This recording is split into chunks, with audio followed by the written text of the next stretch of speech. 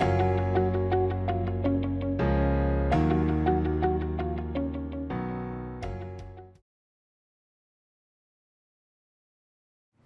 here has seen a romantic comedy or read a romance novel or even met a special someone and felt that tug of romantic love?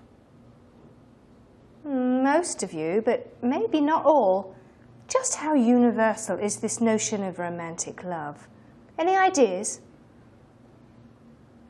Well, anthropologists have identified romantic love in almost every human culture. For instance, one recent study showed that 147 out of 166 cultures had some form of a romantic love.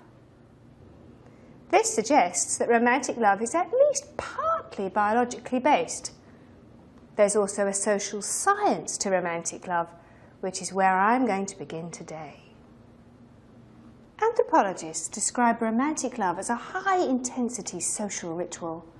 A ritual being a prescribed form of conducting a formal ceremony. Now, this may seem surprising because we aren't usually aware of following any kinds of rules when we fall in love. But in fact, falling in love does have the 4 major characteristics of a ritual. The first characteristic of a ritual is that it brings people into a face-to-face contact. Clearly, romantic love does this. People who are in love want to spend as much time together as possible.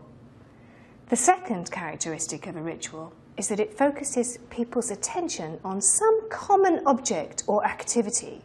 With romantic love, the common object is the couple itself. For people in love, other people and activities seem to fade away.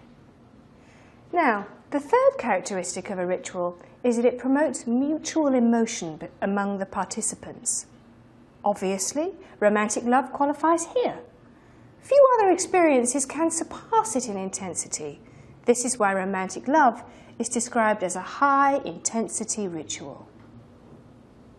The final characteristic of a ritual is that it produces an emotionally charged symbol that represents membership in some group.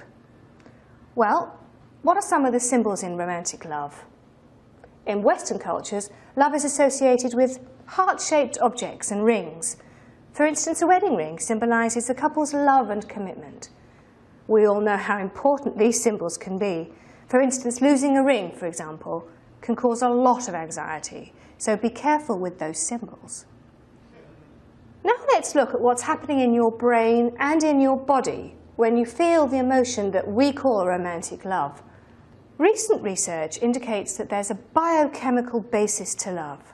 So there's a good reason why people in love feel as if they're in a different and more beautiful world. Their brain is literally flooded by hormones and chemicals that cause them to feel the way they feel. We can break the process of falling in love into 3 fairly distinct phases based on the hormones and chemicals dominant in each phase. In the first phase, the hormones testosterone and estrogen play important roles.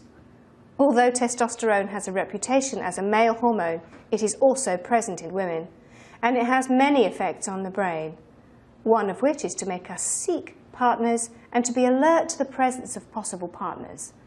So, in essence, these hormones get us out looking for and then noticing prospective partners to fall in love with. It's in the second phase where people have the feeling of being in love. Here, some powerful amphetamines are released into the brain. Amphetamines are a kind of stimulant, right? They make us feel alert. Well, 2 of these amphetamines are dopamine and phenylethylamine, also known as PEA.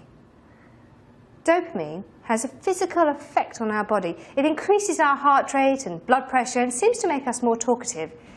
It also has a powerful psychological effect, invoking feelings of pleasure and excitement, and it enhances our emotional responses to things. The other chemical released in this phase is PEA.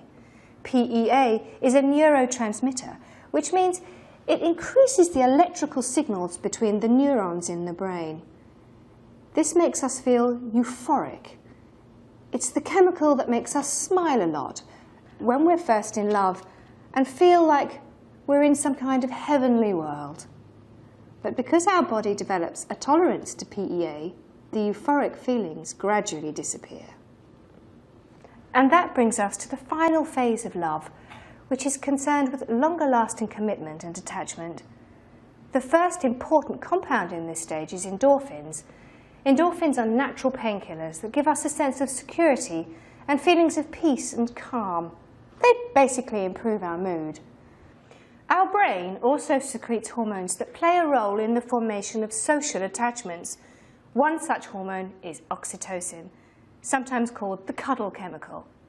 Oxytocin seems to produce the feelings of relaxed satisfaction and attachment to another person.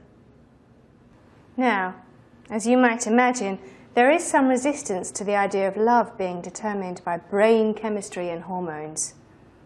Do you know where this resistance might come from?